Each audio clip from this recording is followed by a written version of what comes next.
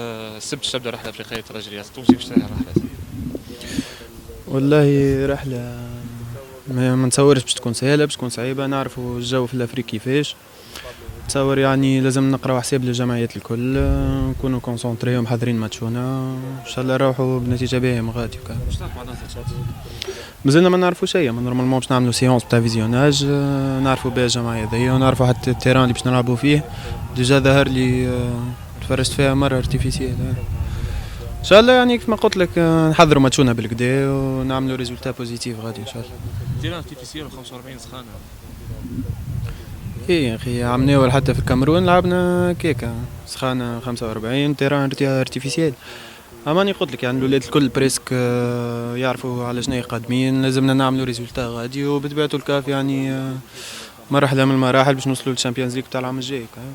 يا اخي نحكي بصراحه، ما روندمون تاع الترجي جمهور الترجي متقلق شويه في البطوله، هذا ما يخليش عليكم ضغط شويه واول رحله الاخير.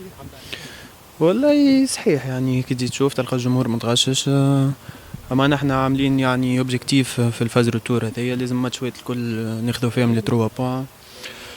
يعني كل ماتش عبارة ماتش بتاع كوب، لازمنا نربحوه. من بعديك بشوية بشوية ظهر لي الولاد قاعدين يستانسوا ببعضهم، ومع شوية تغييرات ترجع ليسبيرونس لاباس وكا. لان حقيقه الترجي عملوا شفناه تحرر مقابله الديربي، اسكو سنه في الديربي باش تعاود تحرر مره اخرى.